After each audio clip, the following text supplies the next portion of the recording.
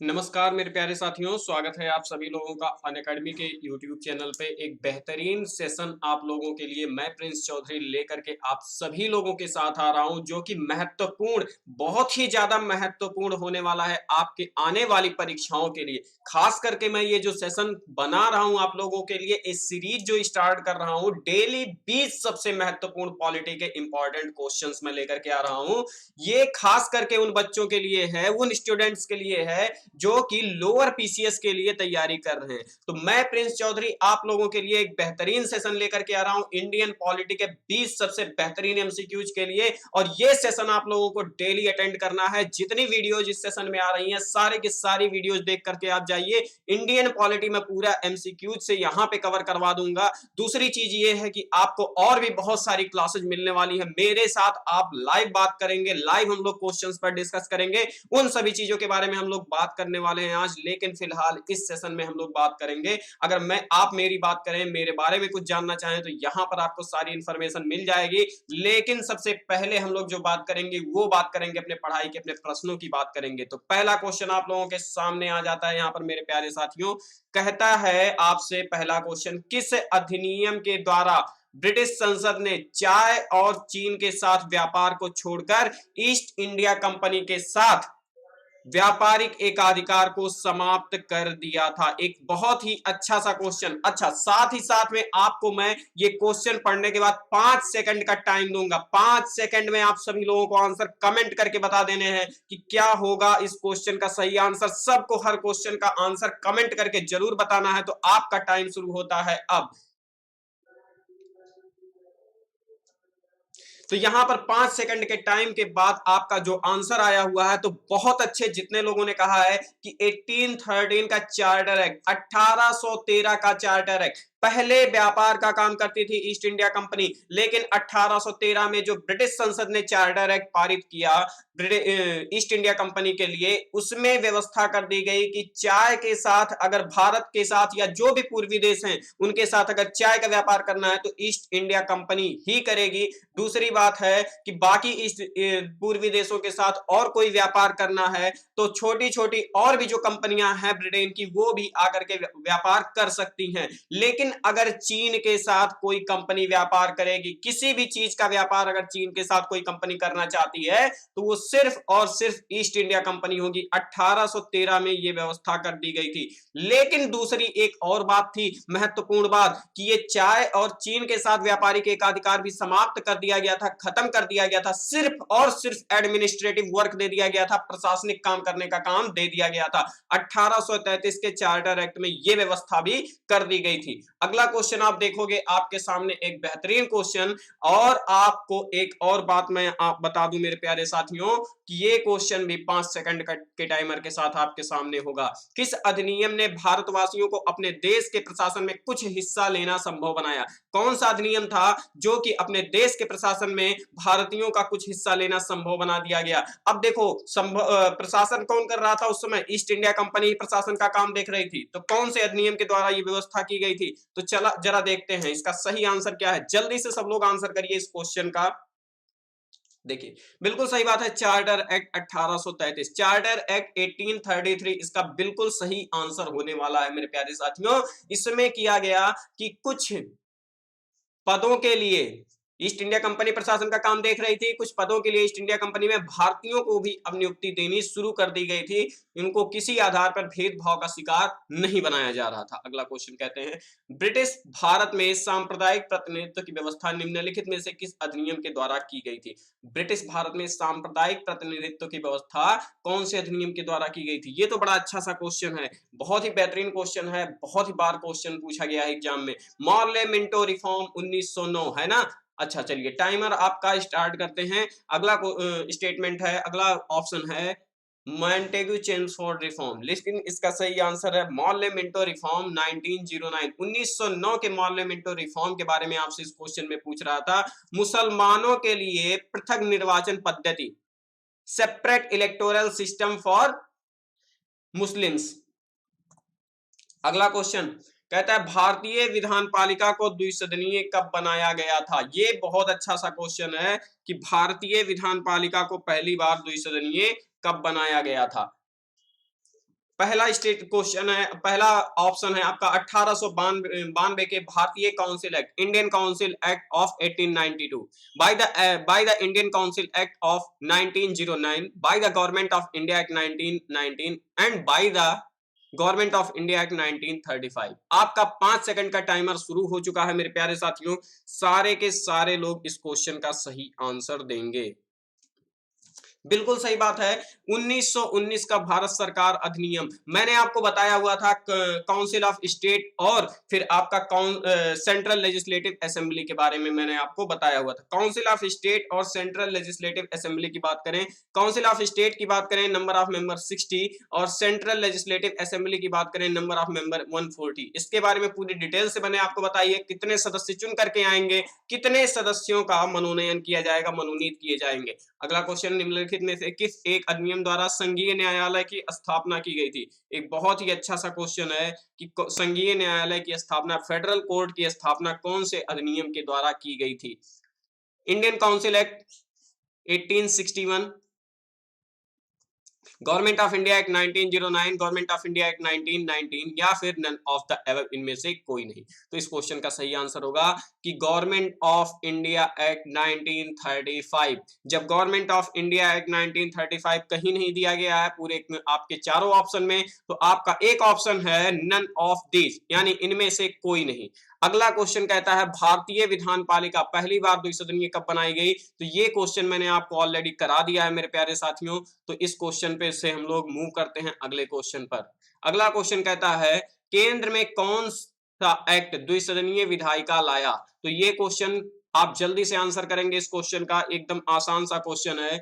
Which act brought the bicameral legislature to the centre? तो अभी अभी मैंने आपको कराया 1919 का एक्ट लेकर के आया था, अभी मैंने आपको कराया। फिर आपसे कहता है भारत के लिए संविधान की रचना के लिए संविधान सभा का विचार निम्नलिखित में से सर्वप्रथम किसने प्रस्तुत किया था? Consideration of constituent assembly to create the constitution for India, who among the following was the first to present? किसने सबसे पहले ये विचार रखा हुआ था? तो स्वराज पार्टी ने 1934 में आधिकारिक रूप से सबसे पहले यह विचार रखा हुआ था कि भारत का संविधान भारत के लोगों के द्वारा एक निर्वाचित संविधान सभा द्वारा बनाई जाएगी। वैसे तो एम एन राय भी आप कह सकते हैं, लेकिन ऑप्शन में एम एन राय आपका सही आंसर, इसलिए आपका स्वराज पार्टी हो जाएगा। अगला क्वेश्चन कहता है 1946 में निर्मित अंतरिम सरकार में कार्यपालिका परिषद के उपसभापति कौन थे? कार्यपालिका परिषद के उपसभापति का नाम आपसे पूछ रहा है 1946 में जो बनी हुई थी। तो इस क्वेश्चन का सही आंसर आपको बताना है जवाहरलाल नेहरू, डॉक्टर सर्वपल्ली राधाकृष्णन, सी राजगोपालाचारी या फिर डॉक्टर राजेंद्र प्रसाद। क्या होगा इस क्वेश्चन का सही आंसर? बिल्कुल सही बात है, आप सभी लोगों ने बताया हुआ है कि जवाहरलाल नेहरू, यानी ये ऑप्शन इस क्वेश्चन का सही आंसर होने वाला है। नेक्स्ट क्वेश्चन कहता है संविधान सभा के सदस्यों का चुनाव किस प्रकार हुआ था? सीधे जनता के द्वारा चुन करके आए थे, भारतीय राष्ट्रीय कांग्रेस के नामांकन द्वारा हुआ था, भारतीय राज्यों के शासकों के नामांकन द्वारा हुआ था, या प्रांतीय सभाओं के द्वारा चुन करके ये लोग आए हुए थे? तो इसका सही आंसर क्या है आप सभी लोग जानते हैं, जरा आंसर करिए। 5 सेकंड का टाइमर आप सभी लोगों के सामने है, तुरंत आंसर करिए एकदम बेहतरीन ढंग से। तो इसका सही आंसर होगा कि भारतीय राज्यों के शासकों द्वारा निर्मित हुए थे, सीधे जनता द्वारा नहीं, नहीं, नहीं, प्रांतीय सभाओं द्वारा ये चुन करके आए हुए थे। डी ऑप्शन इस क्वेश्चन का बिल्कुल सही आंसर हो जाएगा मेरे प्यारे साथियों। और मैं आपको बता दूं कि ये सारे के सारे क्वेश्चंस जो आप कर रहे हैं, ये क्वेश्चंस करने के लिए आपको सबसे पहले आपके बेसिक्स एकदम क्लियर होने चाहिए, यानी एक बार आपको फंडामेंटल चीजें पढ़नी पड़ेंगी, जो भी आपकी चीजें हैं एक बार पूरी थ्योरी पढ़नी पड़ेगी, पूरा कॉन्सेप्ट जानना पड़ेगा मेरे प्यारे साथियों। तो आप इंडिया के सबसे बड़े लर्निंग प्लेटफॉर्म पे बैठे हैं, अनअकैडमी के साथ आप जुड़े हुए हैं। अनअकैडमी के साथ अगर आप जुड़े हुए हैं तो आपको सारी चीजें क्लियर कराने की जिम्मेदारी अनअकैडमी की है। तो आप मेरे सारे प्यारे साथी जरूर ज्वाइन करिए अनअकैडमी का प्लस कोर्स। और अभी कुछ दिन बचे हुए हैं जब आपको 10% डिस्काउंट मिल रहा है। 1 मार्च से आपको ये 10% का डिस्काउंट जो मिलता है ये मिलेगा 5%। आपको यूज करना है code Prince 56। PRINCE56 referral code आपको यूज करना है। आज ही सब्सक्राइब कर लीजिए अनअकैडमी, आप प्लस ले लीजिए। बैच कोर्स, बहुत सारे बैच कोर्स चल रहे हैं आपके, जैसे यूपीएस मिशन यूपीपीसीएस आपका बैच कोर्स चल रहा है, आपका सीसेट के कोर्स चल रहे हैं, आपके लोअर पीसीएस के बैच कोर्स चल रहे हैं, आरओ के बैच कोर्स चल रहे हैं, यूपीएसआई का आपका बैच कोर्स आने वाला है। तो बहुत सारी चीजें आने वाली हैं मेरे प्यारे साथियों, और सब में आप एक ही बार पैसा दीजिए और सारे कोर्स को एक साथ पढ़ते चलिए। कोई दिक्कत नहीं, कोई परेशानी नहीं, कोई समस्या नहीं। बेहतरीन ढंग से पढ़िए, सारी चीजें पढ़िए एकदम बढ़िया से। प्रिंस56 रेफरल कोड यूज करिए, प्रिंस56 PRINCE56, ये रेफरल कोड आपको यूज करना है और आपको 10% का डिस्काउंट ले लेना है मेरे प्यारे साथियों। कुछ फीचर्स हैं जो कि आपकी फ्री क्लास और आपको फ्री क्लासेस भी मिलती हैं, लेकिन कुछ फीचर्स हैं जो कि फ्री क्लास में नहीं मिलते हैं, सिर्फ और सिर्फ प्लस की क्लास में मिलते हैं। आपको प्रिंस56 रेफरल कोड यूज करना है और आ जाना है इन फीचर्स को लेने के लिए। ये रेफरल कोड यूज करेंगे आपको 10% का डिस्काउंट मिल जाएगा, 10% का बेहतरीन वाला डिस्काउंट ये रेफरल कोड यूज करने पे मिलेगा। बहुत सारी चीजें हैं जो कि आपको प्लस पे मिलने वाली है मेरे प्यारे साथियों। प्लस के ये फीचर्स हैं, आप अपने फेवरेट एजुकेटर से पढ़ने का आपको मौका मिलेगा। कंप्लीट प्रिपरेशन कराई जाएगी आपको एग्जाम की। डाउट क्लियरिंग सेशन सबसे जो बड़ी चीज होती है। आप पढ़ तो लेते हैं सर, हमको डाउट होता है किससे पूछे, तो डाउट क्लियरिंग सेशन मिलेगा आपको। पूरा का पूरा सिलेबस आपको कवर करवा के रखा जाएगा। यहाँ पर टेस्ट भी करवाया जाएगा, क्विज करवाया जाएगा, टेस्ट करवाया जाएगा, उसी पैसे में। आपको कोई एक्स्ट्रा पैसा नहीं देना है। आपको मॉक टेस्ट वीकली मिलेगा, आपको डेली के डेली बेहतरीन से बेहतरीन क्वेश्चंस की प्रैक्टिस करवाई जाएगी। बहुत सारी चीजें हैं मेरे प्यारे साथियों। और आपकी फीस की मैं बात करूं तो आप जब अभी 1 महीने की फीस देते हैं तो 1400 रुपए, 10% के डिस्काउंट के बाद 1260 रुपए। लेकिन 1 मार्च को लेंगे तो फिर आपको डिस्काउंट के बाद 1330 रुपए में मिलेगा। 3 महीने की फीस 3150 रुपए में आपको मिलेगी 10% डिस्काउंट के साथ, ये रेफरल कोड यूज करने के बाद। लेकिन 1 मार्च के बाद लेते हैं तो 3325 रुपए। मैं हमेशा जो रिकमेंड करता हूं, ये 2 कोर्स के लिए रिकमेंड करता हूं। 12 महीने का कोर्स लीजिए या 24 महीने का कोर्स लीजिए। 7000 रुपए है 12 महीने की फीस, लेकिन इसमें भी कम कर सकते हैं, 6300 रुपए मात्र लगेगा आपका। और 1 मार्च के बाद लेंगे तो रेफरल कोड प्रिंस56 के साथ 6650 रुपए। यानी कि अभी भी आपके पास चांस है कि आप पैसे बचा सकते हो।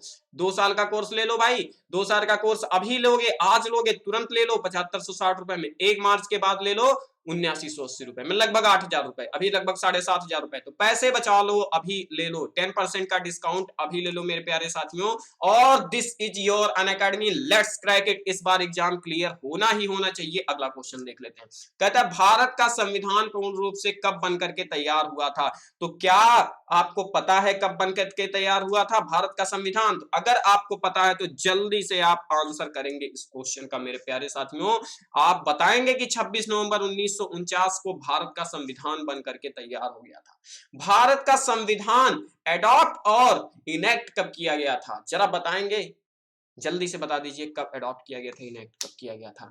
तो आपके सामने आपका टाइमर चल रहा है। आप बताएंगे कि 26 नवंबर 1949 को भारत का संविधान अंगीकृत और आत्मार्पित किया गया था। कहता है भीमराव अंबेडकर का संविधान सभा में निर्वाचन कहां से हुआ था? तो आप क्या बताएंगे भाई, कहां से संविधान सभा में निर्वाचन कहां से हुआ था? ध्यान दीजिएगा, प्रांतीय आपका संविधान सभा में पूछ रहा है निर्वाचन कहां से हुआ था, तो बंबई प्रेसिडेंसी से हुआ था। पहले ये कहां से थे? पहले भाई ये पश्चिम बंगाल से थे, लेकिन वो पूर्वी पाकिस्तान बनने के बाद ये बंबई प्रेसिडेंसी से इनका चुनाव हुआ था। चलिए अगले क्वेश्चन पर आ जाइए। कहता है संविधान सभा की संघ समिति के अध्यक्ष का नाम क्या था? संविधान समिति की बात कर रहा है। एक प्रांतीय संविधान समिति थी, एक संघ संविधान समिति थी। तो प्रांतीय संविधान की बात नहीं कर रहा है, यहाँ संघ संविधान समिति की बात कर रहा है। जब सब संघ की बात करे तो संघ बराबर चाचा नेहरू, किसी बच्चे ने हमसे क्लास में कहा। हमने कहा बात बिल्कुल सही कह रहे हो, जब संघ संविधान समिति की बात आ रही है तो आप चाचा नेहरू का नाम ले लो। सर प्रांतीय संविधान समिति की भी बता दो आप, तो मैं प्रांतीय की बात करूं तो सरदार वल्लभ भाई पटेल से ही आंसर हो जाएगा। अगला क्वेश्चन कहता है भारत की संघात्मक व्यवस्था निम्नलिखित में से किस देश से संबंधित है भाई? तो संघात्मक व्यवस्था भारत की किससे संबंधित है आप बता सकते हो और बड़े आसानी से बता सकते हो। कनाडा, यूनाइटेड किंगडम, यूएसए या फिर आयरलैंड। तो आप बताओगे कि सर कनाडा से संबंधित है। ये तो आसान सा क्वेश्चन था सर। लिखित संविधान का प्रारंभ किस देश में हुआ था? ये क्वेश्चन भी तो सर आसान है, लेकिन मेरे प्यारे साथियों अगर बता दोगे तब तो आसान होगा, नहीं बताओगे तो कैसे आसान होगा। तो लिखित संविधान का प्रारंभ कौन से देश में हुआ था भैया? तो आप सब लोग बताओगे कि 1788 में सर, 88-89 में अमेरिका में हुआ था। फिर आपसे कहता है कितने अनुच्छेद हैं संविधान जब प्रारंभ हुआ? तो सर 395 अनुच्छेद जब संविधान प्रारंभ हुआ। भारतीय संविधान में कितने भाग, कितने अनुच्छेद और कितनी अनुसूचियां थे? एकदम आसान सा क्वेश्चन है भैया, एकदम आसानी से आंसर भी कर दो। जितना आसान क्वेश्चन, 22 भाग 395 अनुच्छेद और 8 अनुसूचियां। ये लो भाई, 22 भाग 24 भाग 450 अनुच्छेद 12 अनुसूचियां, 22 भाग 390 अनुच्छेद 8 अनुसूचियां। तो ए ऑप्शन इस क्वेश्चन का सही आंसर है कि नहीं है? तुरंत बताओगे कि भैया है, इसका ए ऑप्शन सही आंसर है। अगला क्वेश्चन कहता है निम्नलिखित में से कौन सा एक सुमेलित नहीं है? ये देखो, ये एक बेहतरीन सा क्वेश्चन आप लोगों के सामने आ गया। कह रहा है न्यायपालिका का कार्यपालिका से पृथकीकरण, डी ऑप्शन में। सी ऑप्शन में कह रहा है समान नागरिक संहिता, बी ऑप्शन कह रहा है ग्राम पंचायतों का संगठन। तो ये बताओ भाई, ये न्यायपालिका का कार्यपालिका से पृथक्करण जब बात करेगा तो आर्टिकल 50 की बात हो रही है या नहीं? जरा बताना। तो बिल्कुल सही बात है सर, यहाँ पे आर्टिकल 48 में किसकी बात करता है? तो ये किसकी बात करता है? ग्राम पंचायतों की बात करता है क्या? तो ये भी मैंने आपको बता दिया है, सारी की सारी बातें आपको बता के रखी हुई हैं। चलिए अगला क्वेश्चन देखते हैं। कह रहा है कि इसमें आप करेक्टली मैच कराने की बात कर रहा है कि जरा करेक्टली मैच करवा दो। इसका क्या होगा सही आंसर? 7वीं अनुसूची, 8वीं अनुसूची, 9वीं अनुसूची, 10वीं अनुसूची। 10वीं अनुसूची, जरा बताना कि क्या है इसमें करेक्टली मैच। 7वीं अनुसूची में क्या दिया गया है? 8वीं अनुसूची में किसके बारे में बात किया गया है? 9वीं अनुसूची में क्या कहता है? और 10वीं अनुसूची किसकी बात करता है? तो इसका सही आंसर 10वीं अनुसूची। एंटी डिफेक्शन लॉ, दल बदल, यानी डी का आप सेकंड से मैच करवाओ, सी ऑप्शन लेकर के अपने घर जाओ। अगले क्वेश्चन पर आओ, उससे पहले मैं आपको बता दूं मेरे प्यारे साथियों कि ये देखो अनअकैडमी का ये प्लेटफॉर्म, आप अगर बेहतरीन ढंग से तैयारी करते हो तो आपका ये प्लेटफॉर्म कहीं भी और जाने के लिए आपको मजबूर नहीं करने वाला है। आपको अगर थ्योरी पढ़नी है तो आप थ्योरी पढ़ो, सिर्फ प्रैक्टिस करना है तो सिर्फ प्रैक्टिस करो। लेकिन अनअकैडमी का लर्निंग ऐप प्ले स्टोर से आप डाउनलोड इंस्टॉल जरूर करो। आपसे एक मांगेगा अनलॉक कोड, जब आप पहली बार ज्वाइन करोगे तो अनलॉक कोड आपसे मांगेगा, तो आप प्रिंस 56 लगाना। क्या लगाना? आपको प्रिंस 56 लगाना है, PRINCE 56। ये आपको अनलॉक कोड यूज करना है। दिन भर आपकी फ्री क्लास चलती रहेंगी, आपको दिन भर चीजें कुछ ना कुछ बताते रहेंगे। हाँ, ये बात जरूर है कि लिमिटेड सिलेबस कवर होता है, लेकिन अगर सिर्फ प्रैक्टिस करना है, आपने सारी चीजें पढ़ रखी हैं, तो आप प्रैक्टिस करते रहिए, कोई दिक्कत की बात नहीं है। आपको प्रैक्टिस टेस्ट मिलेगा अनलिमिटेड, लिमिटेड, ये सारी चीजें यहां पर हैं। आपको दिन भर चीजें आप करते रहेंगे। लेकिन प्रैक्टिस टेस्ट की बात करें तो अगर आपको ऑफिशियल एक एग्जाम के पैटर्न वाइज जो एग्जाम में पूछा जा रहा है, जो पूछा गया है वो नहीं, जो पूछा जाना है उस तरीके की बात आपको करनी है, तो आप हमारे साथ ये फ्री क्लास से थोड़ा सा एक जंप और लगाइए, आप प्लस पे आइए। प्लस पे आने के लिए आपको मैंने पहले ही बता दिया है, प्रिंस 56 रेफरल कोड यूज करना है, 10% का डिस्काउंट लेना। 1 मार्च तक आप 10% का डिस्काउंट ले लीजिए, 1 मार्च के बाद आपका डिस्काउंट के 5% हो जाएगा। बेहतरीन ढंग से पढ़ाई करनी है, सिलेक्शन लेके जाना है मेरे प्यारे साथियों। सिलेक्शन से कम पे मानने वाले नहीं है हम लोग, सिलेक्शन से कम पे मानना नहीं है। तो अगली वीडियो में फिर मिलेंगे हम लोग, और बेहतरीन ढंग से पढ़ाई करनी है हम लोगों को। एकदम इस बार एग्जाम को छोड़ना नहीं है, फोड़ डालना है। तो जब तक तोड़ेंगे नहीं तब तक छोड़ेंगे नहीं, इस एटीट्यूड के साथ आगे बढ़ना है। तो चलिए मिलते हैं अगले वीडियो में। चैनल को सब्सक्राइब करिए, बेल आइकन को प्रेस करिए, अपने दोस्तों के साथ शेयर जरूर करिएगा। चलिए मिलते हैं, बाय बाय।